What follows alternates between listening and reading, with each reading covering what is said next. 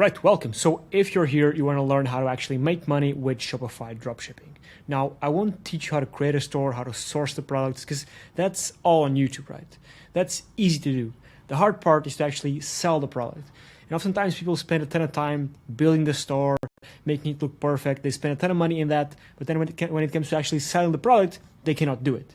So in this course, I'm going to show you step-by-step free marketing strategies that you can leverage today, starting today, to make money and actually sell your products. Because that's the single most important thing, is to actually sell the product. So without further ado, let's dive in. Any questions you have, comment them down below and I'll get to them as soon as I can. So yeah, let's start with making money with actually selling your dropshipping products. Let's do it. Okay, so we're here. We have a lot to cover, so let me just jump straight into it. So how to make your first $10,000 a month with Shopify dropshipping using only free marketing methods. Now, I assume you already have a product in store set up. If not, go do that, right? It's free to learn here on YouTube how to select a product, how to source a product, how to set up a Shopify store. This is some quite basic stuff. I don't want to dive deep into that because, I mean, anyone can do it, right? You're here to learn how to grow and market your store to actually make money with it. So again, I'll show you how to market it, i.e. make money off of your product or store using free marketing methods, again, step by step. If you follow this step by step, if you apply every single thing I teach here, you're bound to make money, okay? Now, this is going to be boring, like I said, but it's going to be worth it, right? Because again, you're not here for flashy edits. You're not here to actually see me look cool, right? You're here to actually learn the boring stuff because it's actually the boring stuff that makes you make money, right? Simply as. So let's dive in. Now, first things first, and again, we're going to be leveraging solely free marketing methods, so no ads, is you're going to be leveraging search engines, right? And when you think of search engines, think of Google, you think of Bing, right? But it doesn't just need to be a written search engine like Google and Bing, right? You can and should be leveraging other search engines like YouTube. For example, you found this video on YouTube, this video on YouTube by searching for Shopify dropshipping course or a similar type of keyword, right? And there's other search engines, YouTube, there's TikTok, there's Amazon, there's Etsy, eBay, Twitter, Instagram, etc., right? All these platforms or engines where people search from, meaning search engines, right? These are places where you can put your products, right, your Shopify store products in front of people, right? But now, how do you actually rank number one when people search for your products or problems they have, right? That's where SEO comes in, right? Now, I'll dive deep into what SEO is, but again, you want people to search for your products or problems because, for example, let's say you have a product that helps with, I think I saw a product like yesterday on TikTok with period cramps for girls, for women. You want someone searching for how to overcome period cramps, how to soften the period cramps, right? How to overcome them, right? That's an issue they have, right? And by them searching for that issue, and your video or your blog post or your assets showing up for them, right? They're searching for that problem, and you give them a solution. The solution being your product, right? So again, they can search for your product in this example, right? Period cramp removal or period cramp softener, right? Whatever, right? I think you get this, right? Or they can search for the problems they have, how to reduce period cramps, right? And then they search for the problem, you give them the solution. Or if they search for the actual product itself, again, your product shows up there as well, right? But now again, I want to dial this in, right? Because again, all of these are search engines, right? YouTube, Google, TikTok, Amazon, eBay, and all of these can be optimized, right? Again, essentially what these all are is a box with a text thing right here. And you search for stuff. And again, on Amazon, product listings appear, right? On YouTube, video listings appear, right? On Google, text listings appear, right? On TikTok, video listings appear, right? On Etsy, product. So all these come down to the same thing. Now, your goal is to be ranking number one on these search engines, right? It doesn't matter what search engine it is. Of course, different products maybe would be better optimized for different search engines. For example, a very visual product, maybe you'd be better off optimizing for YouTube or TikTok, right? A less visual product maybe be better off optimizing for Google and Bing, right? But again, we're going to be breaking this down all of it in this course. But again, I just want to understand that all these are search engines, and we're going to be leveraging these search engines. We're going to be ranking our product number one, so that people, when they search for our product name or our product, the issue our problem solves, right? Our product solves, we show up number one. Now, again, this is done through SEO, which stands for search engine optimization, right? Again, why SEO? Because it is a free organic marketing channel. Simple as that, right? Now, how does it work? It is honestly quite simple, and you will understand it. Sorry, it's not easy to do though, but it's simple. But again, I'll go over exactly how to do it. Now, here's an example. These guys right here. Epic Gardening. These guys do, I think, $70 million a year, if not mistaken. And essentially what they are is they're a Shopify store that sells gardening supplies, right? You can go here and buy all the gardening supplies, right? What's this? Plant beds, right? Plant soil, right? All this stuff, right? If you're into gardening, in the gardening niche, they essentially dominate the gardening niche, right? They sell all these supplies. Now, how does this example apply to this, right? What they do is they have on their main domain, they have a blog, right? All these things you see here, this is a blog post, right? 27 best seeds to start indoors early spring, right? And if you scroll through this is just a regular blog post with a proper table of contents, right? Links to other articles of theirs, right? Another article of theirs. Links to, there's even ads here. Links to, I think this is one of their products. Actually, links to their own products inside. Actually, I think this is an affiliate one.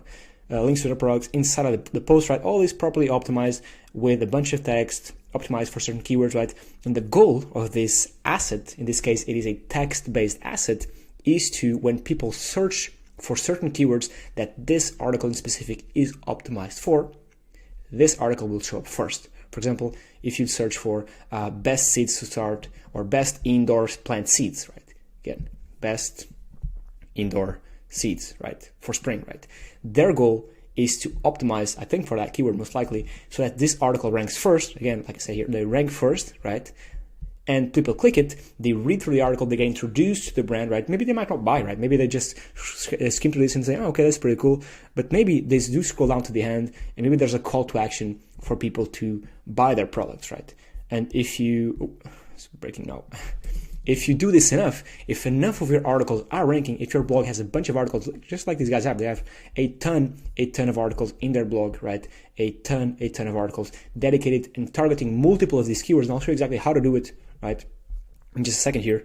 Eventually, more and more people get introduced to your brand. They start browsing your products. They start growing to your Shopify store. Maybe they subscribe to your email list, right? And when you capture their email, you can promote to them, endlessly, essentially, right? So they're leveraging, right, Google in this case, to introduce people to their brand, okay? And that's what SEO is, right? Essentially, it's optimizing a piece of media, whether that's video, audio, or text, for certain keywords. So when someone searches for those keywords, your piece of media shows up first. Like, for example, this video, my goal is that it shows up first on YouTube when you search for Shopify dropshipping course, right? And by people searching for that, and by my piece of media showing up first on YouTube, people get introduced to my brand. Maybe people buy my product, right? That's the whole goal. Everyone's trying to sell you something all the time. That's why you're here as well, right? You're trying to sell 10K a month or more with your Shopify dropshipping store. Now, there's 3 pillars when it comes to SEO. And again, I'll go over all the specifics, right? How to find the keywords and all that. I'm just going to go over an overview and go over the whole thing before I dive deep into stuff, right? Now, there are 3 pillars when it comes to SEO, right? We have the on-page SEO, we have the off-page SEO, and we have the technical SEO. On-page SEO is every single thing that happens on your site, right? For example, in these blog posts right here, on-page SEO is what you write, how you write, the things you put in here, right? For example, this author bio box, this gives this article a bit more authority, in Google's eyes, right? It's written by this person, last updated last year. It is a 27-minute read. There's a picture, right? So essentially, if you were to be posting in the same niche as these guys and you would just post a quality article, but they are posting and adding this extra on-page SEO thing here, Google will see these as a more authoritative source and rank them higher. Now, there's a bunch of factors for SEO. It isn't that simple, but all these things add up, right? Having an author bio, having images, having videos, having a table of contents, having links, right? All these little factors that you add that increase the user's search experience, right, are a good thing for Google, because Google wants to provide their searchers, me and you, with the best experience possible. That's why when you search for something, usually authoritative publications show up, like Forbes, right? And not like these random blogs, right? Same thing for YouTube, right? When you search for something, usually YouTube promotes videos from authoritative channels because they know, based on past experience, right, and based on numbers, right, that these channels are the most authoritative channels in the space, so they promote them. Same thing for blog posts, right? You can even go here and probably check out their profile, the articles they've written. So there's some authority behind this post. It isn't just some random post. There's authority behind it because it was written by this person that wrote a bunch of them and that is an expert in gardening, okay? So just take that in mind. Now, again, on page is everything that happens on the page. The intro, how you write it, why you write it, the images, the tables of contents, the bolded words, these interactive things right here. If there are links, right, links linking out to other articles of yours, right, there should be some links here somewhere linking out to other articles, which you call internal linking. This links out again to another article of theirs, right? There's internal links. There should be external links. For example, if you make a, state a fact, right, if you say something that you should be giving it the source, right? For example, you say, this study found that these many plants are great because they provide XYZ benefits for health. You should be linking out to the study where they found that, right? Documenting your sources, external links, right? All this stuff, again, all these little things are what we call on-page SEO. And don't worry, we'll dive deep into this later on. Now, off-page SEO are backlinks, essentially. Now, going back here, we need 3 pillars because if you just target one of these pillars, you won't get ranking number 1, right? But we'll dive deep into that later on. Now, again, off-page SEO essentially is backlinks, right? Let's say this is my site, right? Actually, this is my site, and I have a blog on the /blog, right? So just like this I have right here. Okay. Now, on my blog, I have multiple different articles, right? Let's say my blog is about finance, right? And this article in specific talks about the best stock picks for 2024, right? And I have all this. I have a featured image, I have a table of contents, I have in-article images, I have videos, I have bullets, tables, quotes. These articles interlink between each other, right? Because that's a good thing about SEO. I have also external links linking out to authoritative sources to cement my claims. For example, I'll link out to Forbes, maybe I'll link out to Investopedia, maybe even Bloomberg or TechCrunch, right? It is a properly optimized article, so I have the on-page SEO aspect of it nailed down, right? It is a great piece of media that people actually want to read and people actually learn something from it, right? That's the best thing you need to know about on-page SEO. Now, it is such a great piece of media that Forbes starts picking it up, right? And they link to me, right? Also, maybe Wikipedia. So I don't know Wikipedia, but for example, maybe even Bloomberg starts picking it up and they link to me, right? They write an article on their site, right? And they say, listen, this guy named Vasco wrote this amazing blog post about the best stock picks of 2024, and they link out to me, right? These are backlinks, right? These are backlinks. And links from these authoritative publications are amazing, right? I mean, yes, we can also have people linking to us from their blogs, but they're just a random blog or a personal blog. But a link from Forbes and a link from Bloomberg are much more valuable than a link from just a random blog. Why? Because again, Google values Forbes and Bloomberg over this random blog because Google knows that these guys are an authority in the space, right? So again, it's not when you talk about off-page SEO, it isn't just about the number of links you have, it's about the quality of the links you have. And I'll show you here a quick example. If I go here to my Ahrefs dashboard, this is my personal site right here. We have 12,000 backlinks, right? This can be good, can be bad, but the thing is that we want to look at the referring domains because multiple domains, right? Forbes can link 1,000 times to us, right? And that's just a bit of a tangent, but the more times one domain links to you, the less the value of the links of each link is, right? But if we go here to the backlinks we have, the 12,000 links right here, we see, if I sort by DR, a bunch of them here aren't really that good, right? Look at this, right? This is not really that good of a backlink because nothing wrong about this site, but because it is a site with no trust in Google's eyes. No DR, no UR, no traffic, right? Again, it is a good thing to have this backlink because every backlink is a nice push towards the rankings, but I mean, you got to pick and choose your backlinks and you got to understand that some backlinks aren't really that valuable, right? But again, I just said now that each backlink helps you push up the rankings, but again, it's not really that linear, right? It's not just because you have more backlinks than the competitors, you're going to rank first. That's not the truth because you have to have all of these 3 pillars nailed down: on page, off page, and technical. Now, speaking of technical, this is all the boring stuff that happens on the site. For example, the meta descriptions right here. If I hover my site right here, my cursor right here, actually, if I do this, I'll show you real quick. these the meta title, the meta description, right? The schema markup, the site speed, all these little technical boring stuff about SEO is what we have in terms of technical. Because, for example, I'll give you an example. For speed, right? Let's say someone's searching for best gardening supplies or for beginners in 2024 or something like that, right? And we actually show up first for that keyword, right? Someone searches for it and we show up first. We're here first. And our competitors are down here, actually in third, right? Okay. These are our two competitors, competitor 1, competitor 2, right? And if someone searches for that, they click our site and our site takes so long to load, 5, 6, 8 seconds, what's going to happen is that people are going to just go back, they're going to scroll down and click the second and third result, right? And eventually what's going to happen is Google's going to see, okay, a lot of people are searching for this keyword, they're going to this site, they're just bouncing off a couple seconds later because our speed is bad.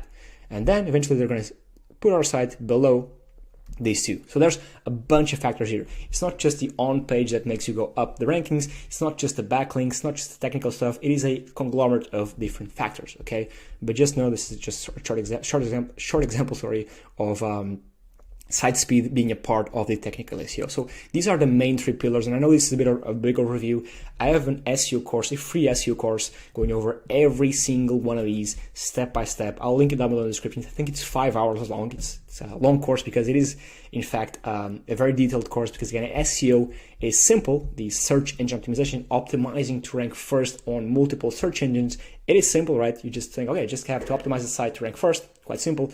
It's not easy in the sense that there's these 3 pillars, and each one of these pillars is as if you were targeting a huge iceberg where you see the top, but there's a bunch of things down the bottom. Okay, so yeah, that's the very first thing I want to speak about, and hopefully this made sense. If you have any questions, just comment down below and I'll help you out. And again, I'll link to my free SEO course that nails down every single one of these ones. In specific, it is 100% free. Again, I have nothing to sell you here, just providing value. So yeah, moving on. How to leverage SEO to actually make money with Shopify Store. Now, I won't dive deep into off-page and technical because, again, these are like 5-hour long stuff. Again, I'll link down below. But I want to target on-page because this is not the biggest one because these 3 combined will make you succeed and actually rank on search engines. And again, I'm not mentioning Google in specific because when I mention SEO, I want you to think about it as a thing that works for video search engines like TikTok, Instagram, and YouTube, as well as text-based search engines like Google, Bing, and other search engines like Amazon and Etsy and eBay and all those, right? It's not just about Google. But again, let me dive deep into on-page because I think this is one of the biggest things that people get wrong because yeah, it's very important. So first things first is keyword research. Now, this is, again, a very boring topic in and of itself, but it's super important, right? What you have to do, and I urge you to do this exercise, is, and I'll give you an example so that you can then apply this to your own brand. Let's say my business is an iPhone repair shop. I have a physical store where people come in, right? This is my store. People come in to repair their iPhones, right? They give me money and they repair their iPhones, right? Now, I can rank on Google and I can buy ads. Let's just assume we're doing organic marketing efforts, right? I can rank on Google. And again, this is the type of product that it is better off that I optimize for Google and Bing as a search engine, right? Like I said before, all these are search engines and you should be optimizing for all of them. But again, inside your niche, inside the product you sell, you should think, okay, one of these search engines best satisfies and is best for me to sell my product. Usually, service-based businesses sell better on Google and Bing. Well, of course, some physical products too, but most physical visual-based products sell better on YouTube and all these visual types of things. Now, by the way, I forgot to mention, if you want a course on YouTube SEO, right? I also have that 100% free. I'll link it down below. If I forget, let me know. But yeah, I'll keep going on this. But again, the same principles apply, right? The same principles that I'm going to dive into for Google and Bing apply to all these search engines. Now, moving on. I have my iPhone repair shop, and people can come in. Sorry, and let's say I write blog posts like these guys right here. They're writing blog posts for the gardening niche. Their sole goal is to get more people into the brand, so that then they can go and sell them on their gardening products, right? But they're writing blog posts, and they're also on YouTube and Instagram and Twitter. They're all on these on these networks, but they're also heavy on targeting and leveraging SEO for Google and Bing because of these articles, right? And again, let's say I'm doing the same thing for my iPhone repair service, right? I'm writing blog posts on how to repair an iPhone, tips to repair an iPhone. Should I repair my iPhone if I get X, Y, and Z, right? What's this black screen or blue screen I'm getting, right? All these stuff all these keywords related to my niche, right? Now, I can write blog posts and I can have people coming in for keywords such as how to repair an iPhone. But also, I can have people coming in for keywords like where can I repair my iPhone, or how much does it cost to repair an iPhone? Now, for example, this keyword, or the how to repair an iPhone, let's say has 10,000 searches per month, while these two, where or how much, only have 1,000. Now, one might think, okay, it's much better to target this one, right? It has 10,000 searches a month. It is in the same niche, right? Someone searching for how is most likely the same persona as someone searching for where or how much. But the reality is that someone searching for where or how much is much more likely to buy. Well, we can assume that than someone searching for how. Because someone searching for how, we can assume that most likely they want to do it themselves. While someone searching for where or how much does it cost, we can assume that they're much more predisposed to paying someone, this someone being me, to do it for them, right? And this applies to every single niche. And what you have to do, and what I usually do, is draw out my keyword matrix, where in the y-axis I have BI, which is buying intent or buyer intent. In the x-axis I have traffic as well as competition, because usually the higher the traffic, the higher the competition, right? And I make a list of keywords, right, that I want to rank for, and then I position them here. I position them here. And I do not target keywords that land here or target keywords that land here. I only target keywords that land on here and here. And I'll go over that in just a second. But for the list of keywords, you can use tools, you can use Google, you can use AI, you can use, there's paid tools, there's Ahrefs that can help you out. It's quite expensive, but yeah, you can pay and use tools. But the best thing you can do, in my opinion, is you, as the business owner, right? There's no one else that knows as much as you do about your customers and about your business, right? So what you do, you sit down and you think, okay, what issue am I solving for people, right? Whether that's a service or a product, right? Doesn't really matter. When people pay you something, when people pay you for a product or service, they are paying you because you're solving them an issue, right? In this case, people are paying me because I'm fixing their iPhone for them. I'm fixing them the pain. They have this pain that they want their phone fixed, and they give me money to solve their pain. Again, with a physical product as well, right? Here, people are buying, seeds because, they want to grow something. They have the pain. Okay, I want to start a garden. I want to grow something, so I need seeds. And these guys are selling them seeds, right? So after you know the pain, after you figure out, okay, what problem are you solving for people, right? You go out and you think, okay, if I was one of these people, and if I had this issue, and if I wanted to pay someone to fix this issue for me, what would I be searching for on a search engine? And then, of course, what search engine most likely would I do that? And to target and to measure traffic and search traffic, you can use tools like Ahrefs. But again, think about that. Put yourself in your customer's shoes and think, okay, what would I be searching for if I wanted to pay someone to do and fix this issue or this one thing I have in me? And once you have your list, you start populating this matrix with your keywords, right? All down here, all up here, right? And you do not go for keywords here. Why? Because first, these two quadrants here have low buying intent. So people searching for this are less likely to buy than people searching for here and here, because there needs to be a buying intent in your keywords. Let me actually show you an example right here. Like I said, you can use tools or you can't. It's up to you. It's both ways. And what I did here, I just added their site right here. I just added their target location and target language. And I have a list here of keywords, right? And I can go through the keywords and I can see, okay, out of these ones, right, I have the search traffic here as well, right? For example, this keyword, vegetable garden kit, right, has 170 monthly searches, right? This is a buying intent keyword. This one too, right? Gardening kit, that's the product for the ICP, the ideal customer profile for beginners. Vegetable garden kit, these are high buying intent keywords, right? You can say this one is higher than this one, but I want to find a non-buying intent keyword. For example, this is a great one right here, right? You might think, oh, only 70 searches, but it is the actual product they want, right, for a target segmented market, right? So don't just look at this, right? You don't look at the search traffic. You look at the BI, the buyer or the buying intent. This is the biggest thing ever, because you don't want to be wasting time ranking for keywords with 10,000 searches that are going to be very hard to rank for, just to figure out, okay, now I'm ranking first and I'm getting all this traffic, but no one's buying, right? And I want to actually give you an example. For example, let me see here. Bok plants. I don't even know what this is. Let me see here. Bedding flowers. So bedding flower. That's a good one. Soilful flowers. Gardening essentials. Yeah, these aren't really I wouldn't say that these are negative buying intent, so I wouldn't place them in these two. Well, I would place them down here maybe at the bottom, right? Because garden essentials, right? You don't know, someone searching for this might be just a student making a paper, right? Someone just interested in the essentials, right? It doesn't really tell me that someone searching for this keyword is ready to buy, right?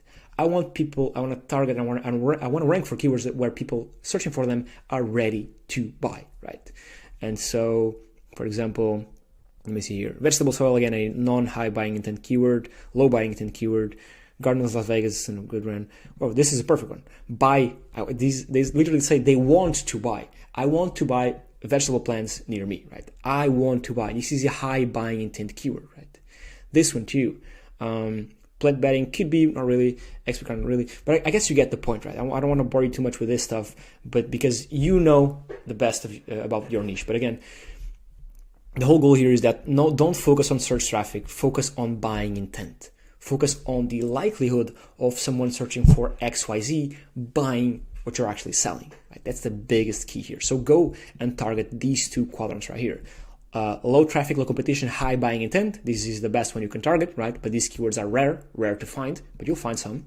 For example, the one I just showed you, let's see here. What was it? For seniors, this is a great one, right? Low search traffic, but such a high buying intent. I want the best raised garden beds for this specific ICP. So I'm specifically looking for a bed for myself, if I'm a senior, and now I'm specifically looking for the best, right? So it's a high buying intent. So again, they're out there, just harder to find. And these ones, and again, are great too, right? There's a bit more traffic, a bit more competition, so they're going to be harder to rank for, but the buying intent is there, right? So go for here and for here. And I know this is boring, but this is what you need to do, right? Don't spend time and money going for keywords here and here, because again, you're just going to be wasting your time. So very, very, very important, right? Now, after you have your keywords, right? After you know, okay, I'm going to be targeting this, and this, because these have high buying intent, people searching for them actually are ready to buy. It's where you start writing your blog post. Now, again, I just put in here writing, but if you're doing video SEO, just record your videos, right? Record your YouTube videos, right? Because again, going back to this, the search engine isn't just Google and Bing, it is all this stuff right here. And if you're targeting Amazon, Etsy, and eBay, which essentially are these listing sites, so essentially, as you know, Amazon is a product listing site. SEO for this is a bit more complicated, right? But I can tell you that, and it's going to be hard to explain, but I can tell you that the rankings here, of course, you can pay in ads to rank on Amazon and eBay and Etsy, all those, but the rankings here, of course, these platforms never reveal their algorithms, because if Google reveal their algorithm or if Amazon reveal their algorithm, people will start to game it and people will start ranking quickly, right? But the algorithm for Amazon is based off of reviews of the product, reviews of the store, the number of orders, but it's also based on social proof, right? What does this mean is your brand mentioned anywhere in the world? And I'll give you an example for Google, right? Google, again, they have hundreds of thousands of ranking factors, right? How many backlinks you have, how old your domain is, who's writing the blog post, is there an authority in the niche, are you present on social media, right? How many followers you have on Facebook, how many followers does your brand have on Google, on Instagram, how many followers does your brand have on Twitter, right? And they go through the web and look at all these signals for your brand, right? And take that as a ranking signal to rank you on Google. So this is all to say that for Amazon, actually for all these search engines, it's about your presence as a whole brand in the ecosystem of the internet, if that makes sense.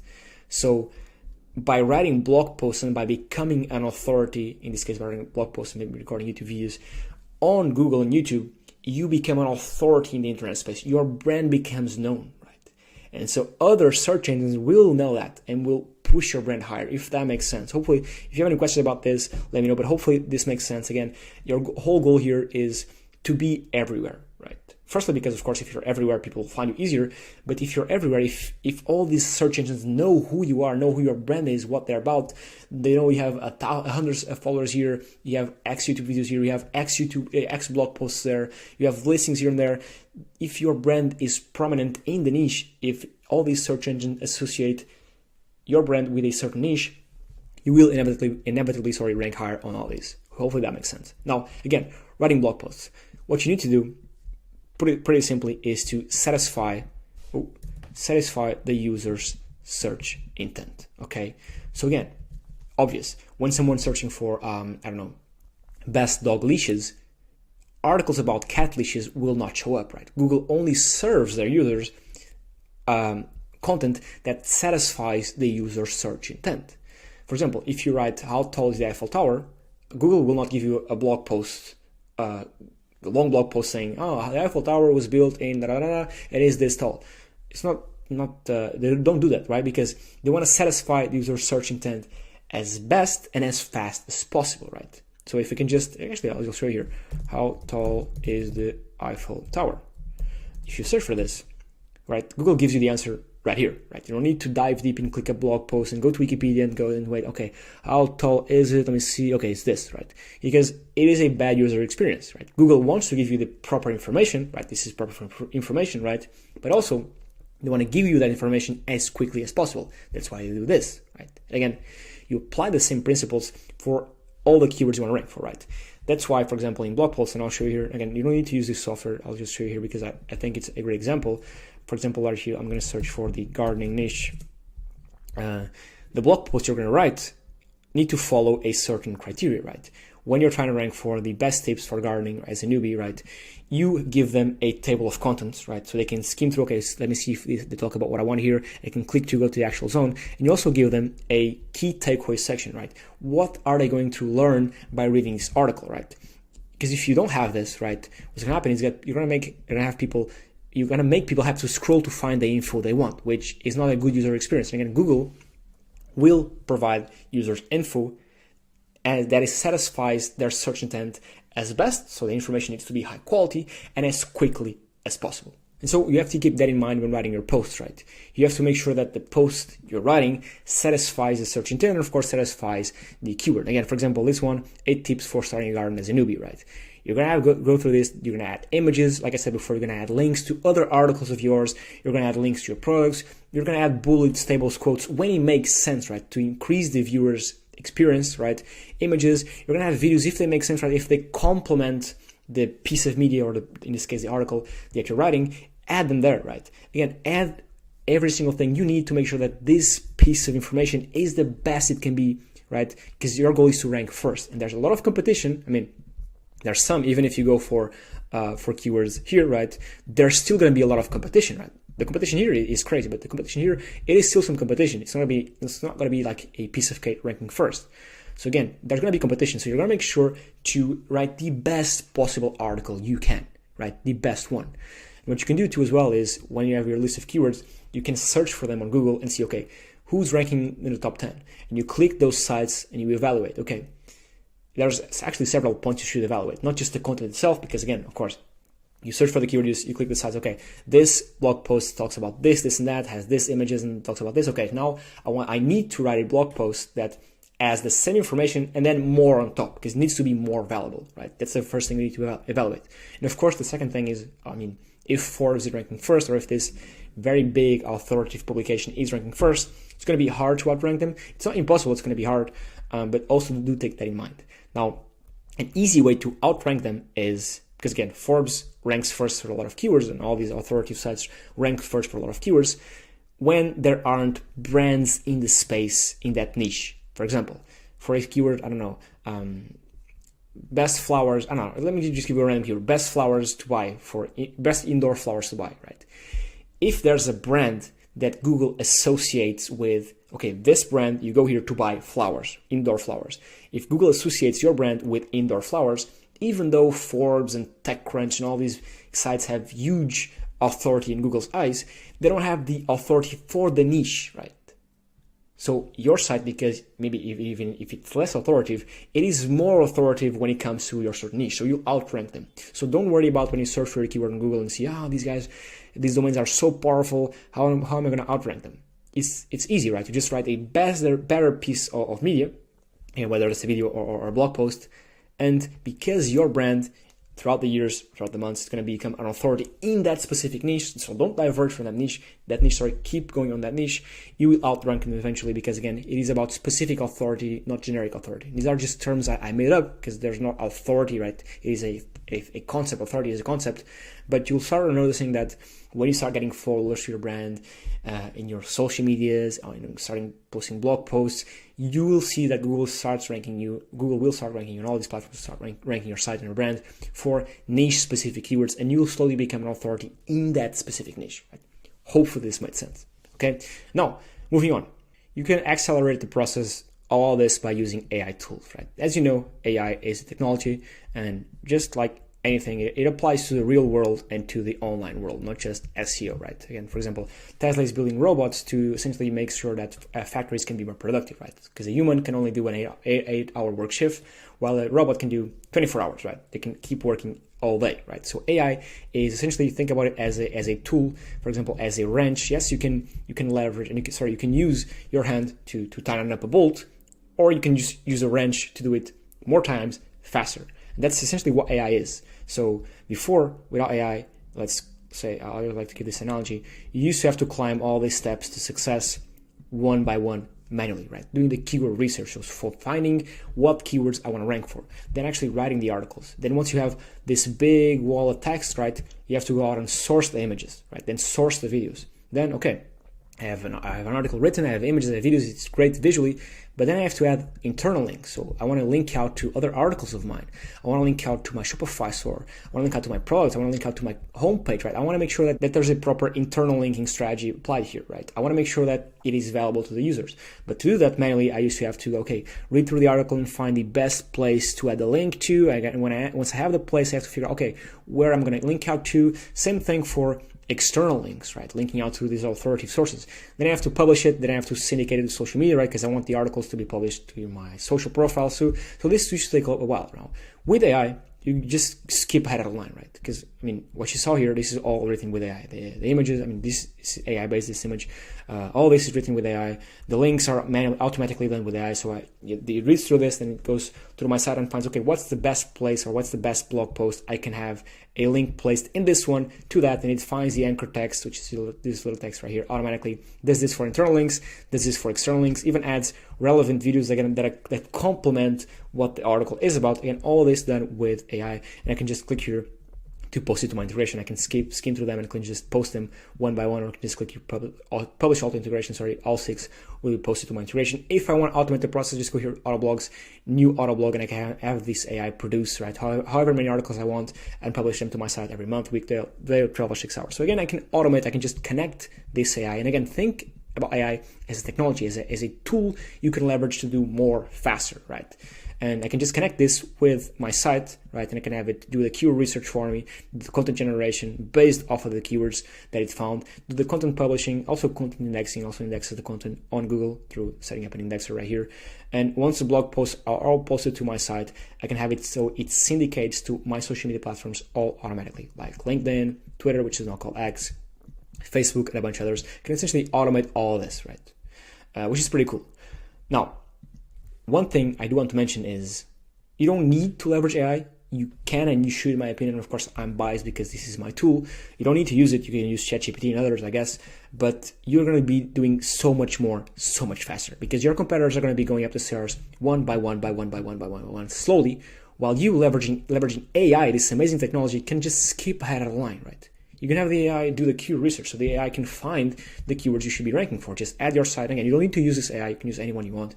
But just add your site, add your country, add your language, and we'll give you a list of keywords that you can leverage. You can take and you can have the AI produce content based off of these keywords. One pretty cool thing is that you can even add a knowledge base. So what this is you can essentially connect our AI brain with your brand, right? With your e-commerce brand. And as you know, your brand is made out of assets, right? An asset is your website, right? It is your LinkedIn as well. It is maybe any text documents you have, even some audio documents, right? All these and many more, these are brand assets, right?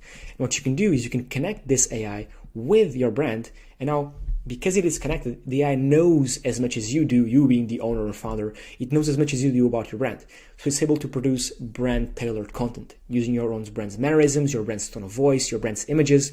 So essentially it doesn't produce some AI generic content, it produces brand tailored content, which is very, very valuable. So yeah, again, you don't need to leverage AI, but I think you should, because again, you can do so much more, so much faster. So hopefully this was valuable. Again, if you want to learn about these two other pillars that, and honestly, you should and you need to learn about off-page SEO and technical SEO, because if you just go for on-page, for the keyword research, the article writing, it won't be enough, right? Trust me, it won't be enough. You need to be building backlinks or acquiring backlinks organically. You need to have a proper technical SEO strategy. You need to have the proper meta tags. You need to have a proper schema markup, proper site speed. If you want to learn these, which I think you should, I'll leave 2 links down below for free courses that are here on YouTube as well. So go out and watch them. But again, hopefully this is valuable. And this is essentially what you need to do to grow your Shopify store revenue. Essentially, taking your Shopify store, right, having a blog associated with it. So this is a blog with multiple blog posts, right? And each one of these blog posts isn't just some random blog post, right? All these blog posts target specific keywords. And all these blog posts are meant to be ranking. This is Google and Bing, right? Ranking, when someone searches for a specific keyword, you should and need to be showing up first, because people search for it, they click you, they get introduced to your brand, and they eventually buy. This is exactly what these guys are doing. They sell, like I said before, $70 million a year. Of course, not all these come from Google and Bing. They also come from these other search engines, but they're here, right? Now, this is a strategy. Now, if you want a bit more advanced strategy, I'll cover that. I've covered that in other videos of mine. Is if you're, for example, a e-commerce brand that sells all throughout Europe, right?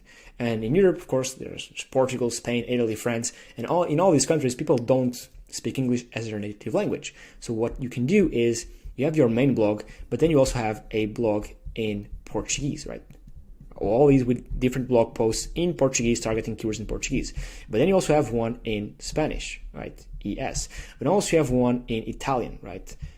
Then you also have one in French, okay? Actually, I think, I gave this example here, right? But I'll give it again. In French, right? You have all these blogs with individual blog posts in the language of the target country, all these targeting local keywords, right? And these blog posts will rank for keywords in those countries, and they will all lead back to your brand, to essentially you're funneling traffic from these blog posts that are ranking for keywords in those countries, in these non-English speaking countries, that then drive traffic to your main Shopify store. And one thing about this is that usually and oftentimes non-English speaking keywords are much less competitive than English speaking keywords.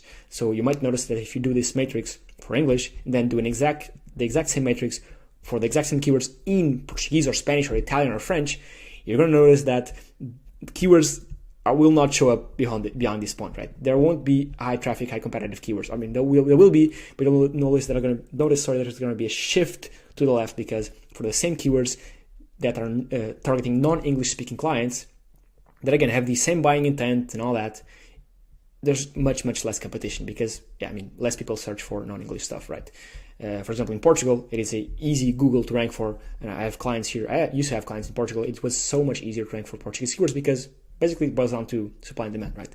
There's the same demand, but there's not enough supply, right? So that's why it's less competitive. It's quite easier to rank for. Same thing applies to all these other Googles. So again, if you have an e-commerce store that sells all throughout Europe, this could be a strategy you could and should implement. But again, SEO is free, right? It's about writing cool stuff or creating videos, creating content, whether it's video, audio, or text, and then make sure you optimize it via SEO, via search engine optimization, so it ranks first on all these search engines. So yeah, that's it. That's the video. Hopefully you liked it. If you want to use this tool, you can use the code SECRET10. And if you made it all the way to the end, SECRET10, please don't share it with anyone, but the SECRET10 will give you 10% off. You can still use ChatGPT and all that, but the good thing about this one is that essentially it automates a lot of stuff for you. Again, like I said, keyword research and content generation based off of these keywords, content publishing, content indexing, and content syndication, all done for you on autopilot. In terms of content generation, it isn't just some random blog post, right? It is a blog post with a featured image, a table of contents, proper article structuring with in-article images, in-article videos, bullets, tables, quotes, internal links, external links, all this automatically done for you. So it is pretty cool. That's it. Again, I'll leave a link down below for the courses on off-page and technical, and I'll catch you on the next one. Cheers.